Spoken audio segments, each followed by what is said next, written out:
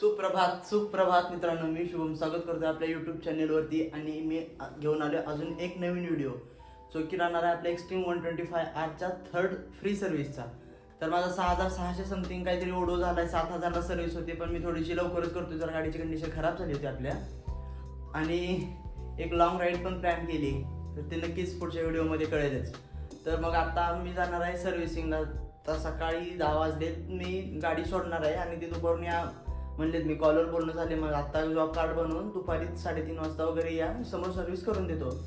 तर मी प्रत्येक वेळेस जिकडून सर्व्हिस करतो तिकडून सर्व्हिस नाही करणार. ह्यावेळेस एक नवीन सर्व्हिस सेंटर मी ट्राय केले. तर मग तिथं एवढं एक फायदा आहे की समोर बसून सर्व्हिस करून देतात. तर मग आता मी जाणार आहे, गाडी सोडणार आहे, ऑफिसला जाऊन वापस 3:30 वाजता सर्व्हिस सेंटरला जाऊन एकदा बघतो कसं आहे, कसं सर्व्हिस करतात वगैरे. आणि जर ही छान वाटली सर्व्हिस तर पुढच्या वेळेसपासून सगळ्या सर्व्हिस मी त्याच शोरूममध्ये करणार आहे. तर मग मी ते शोरूम पण दाखवतो तुम्हाला. आणि जर इफ अलाउड असेल तर मग मी तिथला व्हिडिओ पण बनवून टाकेन फुल सर्व्हिसचा. मेजॉरिटी सर्व्हिस सेंटरमध्ये व्हिडिओ अलाउड नसतो, कारण कॅमेरे वगैरे लागले असतात, ते नाहीत बनवलेत. पण जर अलाउड असेल तर मग मी बनवून तुम्हाला पूर्ण दाखवेन की सर्व्हिस कशी होती, कॉस्ट किती होती, काय काय काम केले गाडीमध्ये, ते सगळं डिटेलमध्ये दाखवणार आहे. तर चला भेटूया सर्व्हिस सेंटरमध्ये. आता आपला घोडा आहे, आपला घोडा आता सर्व्हिसला घेऊन जातो मी.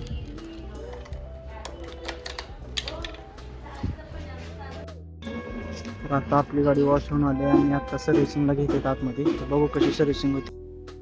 सगळ्यात आधी तर गाडी रॅम्पला लावून ते इंजिन ऑइल चेंज करतायत. आता इंजिन ऑइल चेंज झाले आणि आता हा भाऊ आपल्या टॅपेडची सेटिंग करतोय. टॅपेड नॉईज जो येत होता तो रिड्यूस करण्यासाठी टॅपेडचं काम करून ह्यांनी पॅनेल फिटिंग करायला घेतले. आता पॅनेल फिटिंग करताना मला समजलं की एक्स्ट्रीमची टाकीची साईज किती, एकदम 9 ते 10 लिटरची टाकी आहे फक्त आपली, एकदम छोटीशी टाकी. हे बघू शकता तुम्ही.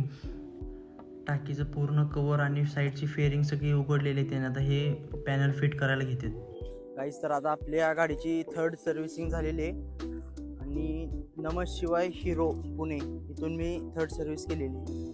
तर मग पूर्ण मी एक्सपिरियन्स सांगतो किती खर्च आला आणि एक्झॅक्ट सर्व्हिसमध्ये काय केले.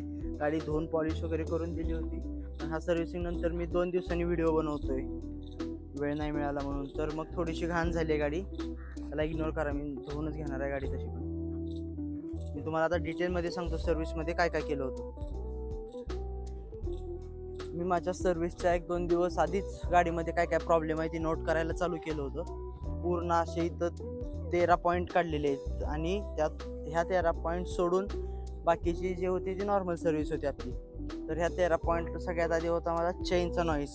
मी चेन लूब आणि क्लीन नव्हती केली, घाण झाली होती म्हणून चेनचा नॉईज येत होता. नाही, नॉईज पण आता क्लिअर झाला पूर्ण लूब क्लीनमुळं. आता इंजिन नॉईज टॅपिड, ह्या टॅपिडचा आवाज येत होता. हे पूर्ण त्यांनी खोलून टॅपिड चेनची सेटिंग करून हे सॉर्ट करून दिलं मला. आता थोडा पण म्हणजे गाडी गरम झाल्यावर फक्त आवाज येत होता, तर आता थोडा पण आवाज येत नाही टॅपिड नॉईजचा, गाडी किती जरी गरम झाली तरी. सेकंड आहे सस्पेन्शनचा नॉईज प्रॉब्लेम. मी जर जोरात फ्रंट ब्रेक मारला तर इथून कुठून कट्टा असा आवाज यायचा. तर त्याचं पण त्यांनी सॉर्ट केले, म्हणजे सर्व्हिस केल्यापासून तर अजून आला नाही. मी ब्रेक टेस्ट वगैरे सगळं करून बघितलं. त्यानंतर होतं गिअर शिफ्टिंग. हे तर आपला जेनेटिक प्रॉब्लेम आहे एक्स्ट्रीम 125Rचा, की गिअर शिफ्ट होताना अडकतात किंवा मग गिअर शिफ्ट हार्ड जातात. तर ते त्यांनी सर्व्हिसमध्ये काइंड ऑफ सॉर्ट करून दिले. म्हणजे पूर्ण सॉर्ट नाही झालं, ते होणार पण नाही काही केलं तरी. थोडेसे आता स्मूथ चालेल.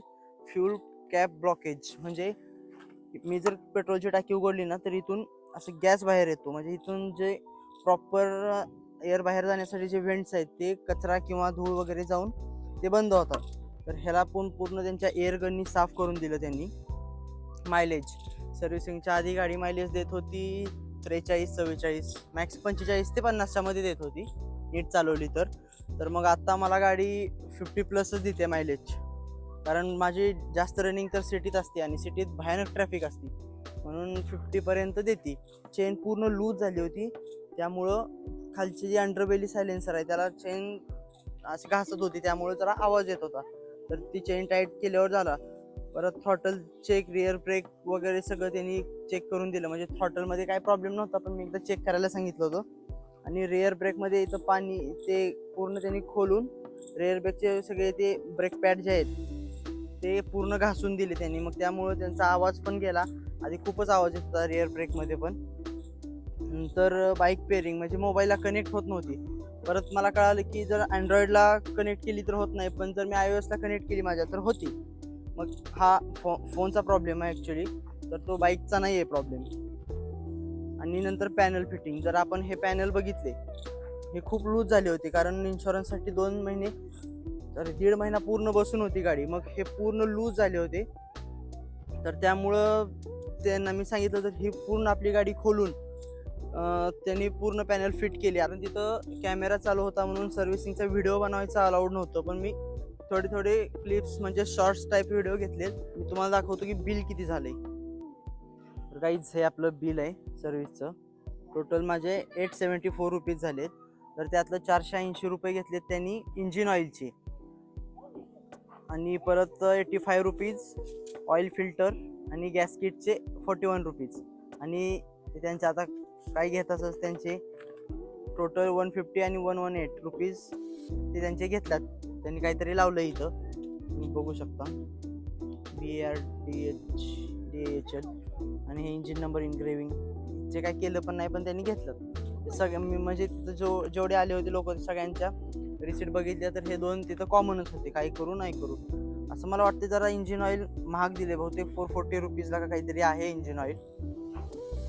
ठीक आहे, पण सर्व्हिस मला पाहिजे तशी मी समोर बसून करून घेतली. असं नाही की गाडी सोडून गेलो आणि नंतर येऊन घेऊन जा, तसं नाही. मी पूर्ण समोर बसलो गाडीच्या सोबतच, पूर्ण सर्व्हिस झाली आणि मग नंतर मी गाडी घेऊन आलो. तर मग मला तर सध्या बरोबर वाटते, सर्व्हिस एकदम परफेक्ट वाटते.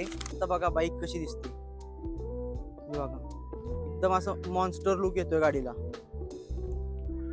मॉडिफिकेशन जे केले ना मी, तिथे जेवढे सगळे लोक बघत होते एक्स्ट्रीम 125R घेऊन येते, सगळे विचारत होते की बाई हे तू टॉप रॅक कसं लावले, हँड गार्ड्स कुठून लावलेत, परत हे मिरर्स झाले. हे जे छोटे छोटे मॉडिफिकेशन नाहीत ना, मी भरपूर असे 125R वाले बघितले की कोणीच नाही केलेलं.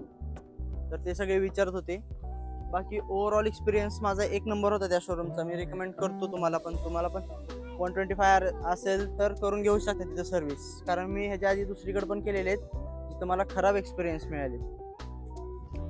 तर मित्रांनो, सर्व्हिसचा आपला व्हिडिओ कसा वाटला नक्की मला कमेंट करून सांगा. आणि जर इथं गेलात तर तुम्ही पण समोर बसूनच करून घ्या. कुठे जरी गेलात तरी समोर बसूनच सर्व्हिस करून घ्यायची, म्हणजे ॲक्च्युअलमध्ये सर्व्हिस कशी केली आहे ती कळतं आपल्याला. आणि आपल्यासोबत 2 आपले मित्र आहेत जे खूप दिवसापासून व्हिडिओ काढायचा म्हणून मागे लागले होते. आज मी व्हिडिओ बनवताना त्यांना पण घेऊन आलोय. तर मग कसा वाटला व्हिडिओ मला नक्की कमेंट करून सांगा. लाईक करा, शेअर करा आणि आपल्या चॅनलला सबस्क्राईब करा. लवकरच आपण 5000 हिट करणार आहे.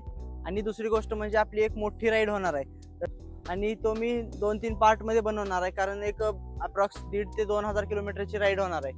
तर त्या राईडचा डिटेल व्हिडिओ मी बनवणार आहे, आणि शेवट आल्यावर राईड कशी केली, कुठून केली आणि टोटल कॉस्ट एक्सपेन्सेस ते सगळं मी डिटेलमध्ये देणार आहे. तर त्यासाठी तुम्ही चॅनलला सबस्क्राईब करा.